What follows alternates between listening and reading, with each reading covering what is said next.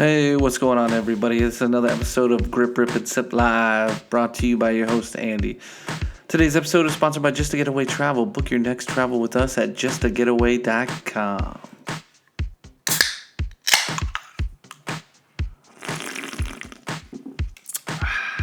The sip of the day is Montucky Cold Snack, and it is pretty damn refreshing.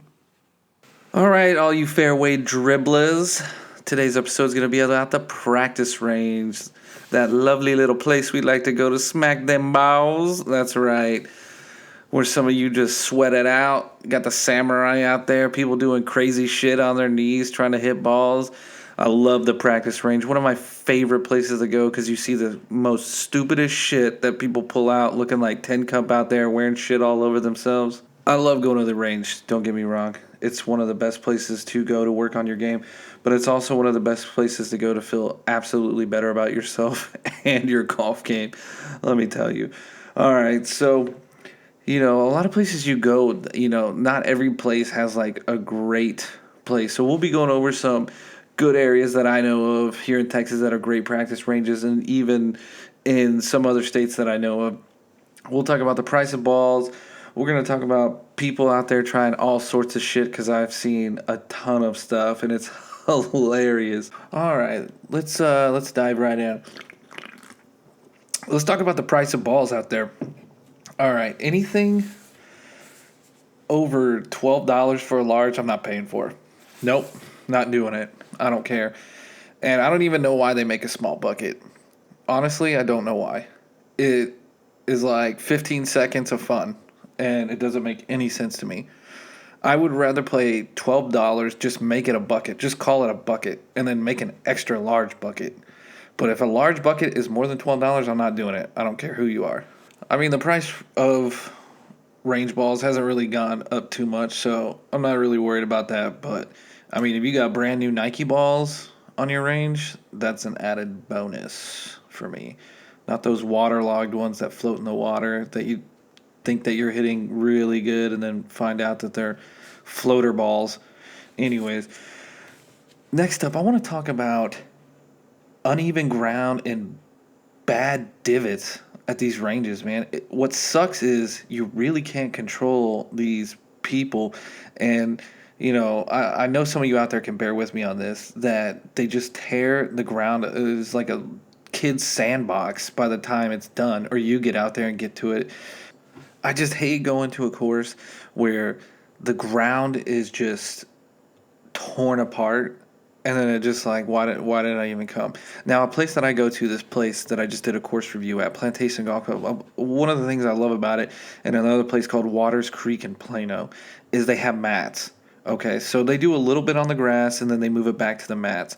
Love that. That is like probably one of the best fucking things you can do, because then you don't have torn up grass the whole time, and you could still have a shit ton of people come out there and hit, which is, good for them. But anyways, moving off of that. All right, I got a couple funny stories about the driving range. When you go to that practice area for the short game, that shit is out of control, man. There's people blasting shit out of the sand. I mean, you're going up there trying to move balls out of the way. There's like a million divots. It's just so agonizing to watch. But I was out at this place, Brookhaven Country Club, in I think it's like Farmers Branch or something in Dallas, and I was there with my buddy Adam, and there's people just like hitting balls at random. I'm pretty sure there's unspoken rules of these places. Anyways, this lady is chunking balls left and right, and me and him are just chipping balls up onto this green, and she is just blading these, and one just comes screaming by. I'm like, oh shit, and she's just like, oh, I'm sorry, oh sorry. Like, oh, okay. So we're like, all right, maybe that was a one-time thing. Next thing, we're going to swing. Well, I'm going to chip or pitch or whatever the fuck. And then I hear Adam just scream. She just blades this shit into his nuts from the other side of this fucking green. And it doesn't even say a word, doesn't even apologize, just continues to hit balls.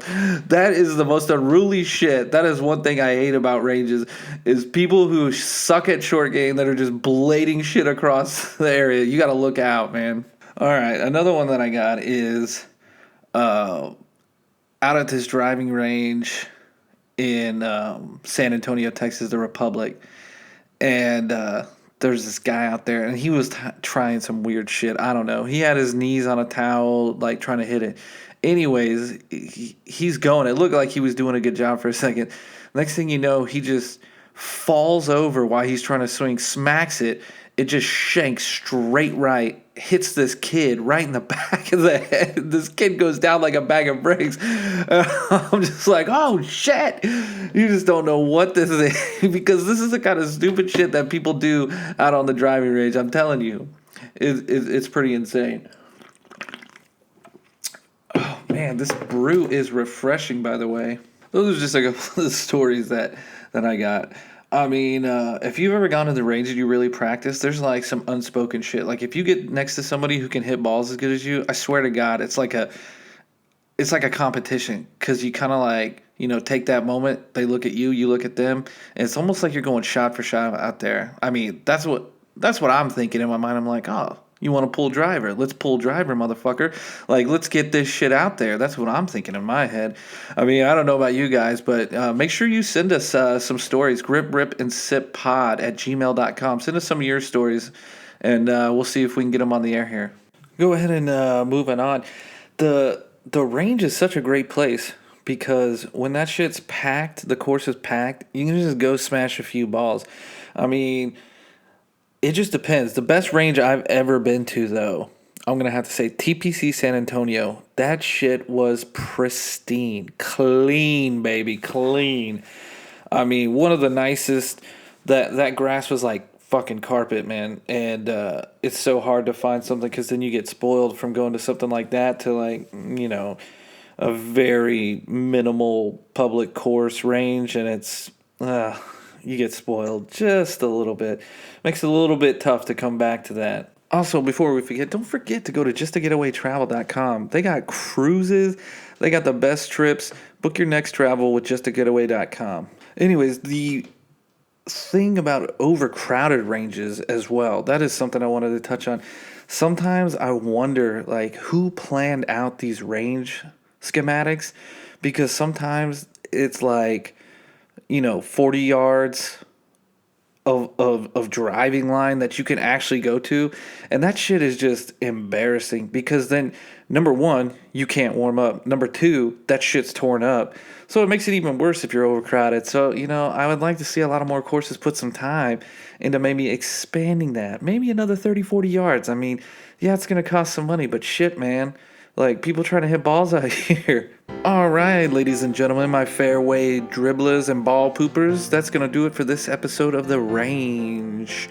And for those of you who stay tuned for that special discount code for Amp Caddy products is GRS20.